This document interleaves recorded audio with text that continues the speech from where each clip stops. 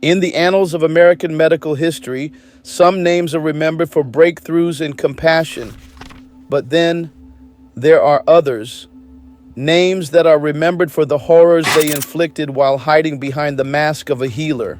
One such name is Dr. Oumair Aejaz, a man now infamously known as the worst American doctor in modern history. His story is one of shocking betrayal, calculated predation, and systemic failure. Welcome to Newsmine, and today we will be talking about the worst doctor in American history. But before we get down to business, kindly hit that subscribe button. Dr. Oumair Aejaz was born in India and arrived in the United States in 2011 on a medical visa. Like many foreign-trained doctors, he sought the American dream, completing his residency at Sinai Grace Hospital in Detroit, Michigan, and working across multiple hospitals in Michigan and Alabama. At first glance, he appeared to be a successful internist trusted by patients and institutions alike. But behind the scenes, he was living a dark double life. The horrifying truth began to surface on August 7th, 2024. It wasn't a patient or hospital that reported him. It was his own wife. She approached authorities with what she described as disturbing evidence. This brave move led to a search of their home by law enforcement, which uncovered an avalanche of chilling materials: 6 computers, 4 cell phones, and 15 external hard drives. Among the files retrieved, investigators found over 13,000 videos. Just one hard drive held 6 years' worth of footage, revealing a jaw-dropping catalog of abuse and exploitation. Dr. Aejaz had been secretly recording thousands of people in their most vulnerable moments. These weren't random people on the street. They were patients, colleagues, friends, family, children, even toddlers. The man trusted to save lives had been violating them in unthinkable ways. Aejaz had installed hidden cameras in an array of locations: bathrooms, bedrooms, changing rooms, closets, hospital rooms, and even at a children's swim school. The scale of this invasion was staggering. On October 10th, 2024, the Oakland County Prosecutor's Office formally filed 17 felony charges against Aejaz. The initial charges focused on a specific case involving the sexual abuse of a then 5-year-old child in Novi, Michigan. But authorities made it clear this was only the beginning. With so much evidence to sift through, they believed hundreds more victims could be identified. Many of them likely had no idea they had even been recorded. Authorities described the materials as beyond comprehension, not just due to their volume, but because of how methodical Aejaz had been.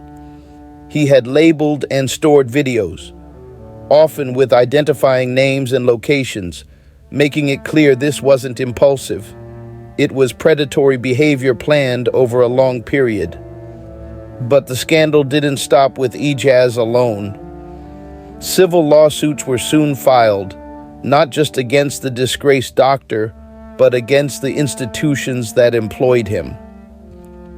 2 major class action lawsuits were launched against Henry Ford Health System and Detroit Medical Center, alleging they failed to protect patients from his abuse.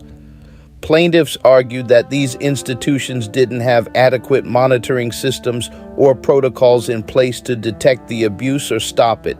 The lawsuits claimed that these hospitals either ignored red flags or didn't take proper steps to ensure patient safety. It raises a serious and unsettling question.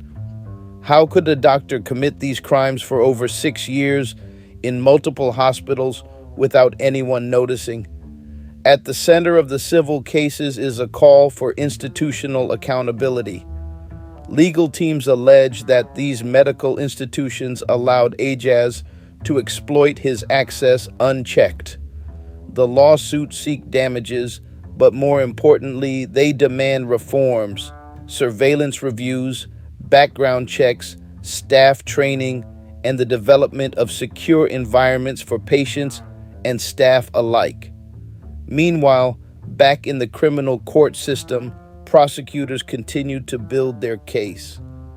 As of April 2025, Aejaz remains in jail on a $2 million bond. Each day, new footage is reviewed, new victims are identified, and new questions are raised about how a man like this slipped through the cracks. The FBI, Michigan State Police, and local law enforcement are all involved in the investigation. According to multiple sources, agents are working around the clock to piece together timelines, locations, and identities. It's a painstaking process. Every video needs to be cataloged, every face recognized, every crime documented. A key element of this story is how it came to light, not through a hospital complaint or medical board investigation, but through the courage of a single individual. Aejaz's wife, upon discovering his dark secret, chose to speak up rather than stay silent. Without her bravery, it's possible that Aejaz would still be practicing today, continuing his cycle of abuse. The psychological toll on the victims is immeasurable. Advocacy groups in Michigan have begun offering counseling, legal advice, and support for those who suspect they may have been targeted. Many victims still remain unidentified, and investigators are urging anyone who interacted with Dr. Aejaz, especially in private settings, to come forward.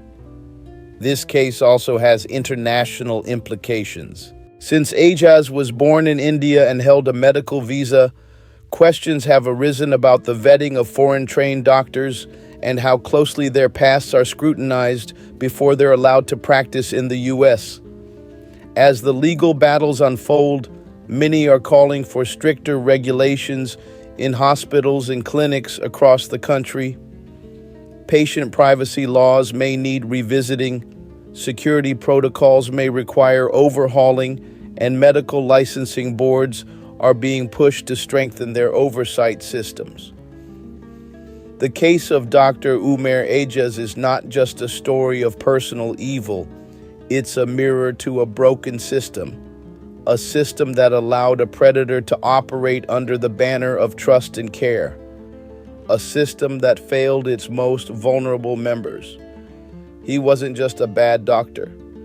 He was the worst kind of doctor, one who used his position to harm, to exploit, and to devastate. As we await further court hearings and potential new charges, one thing is clear: this case will forever haunt the medical world, and it must serve as a lesson, a wake-up call, and a demand for change. Because if a man like Dr. Aejaz can hide in plain sight for years, how many others are still out there? And with that, it's time for us to call it a day. Subscribe to our channel and don't forget to click the bell icon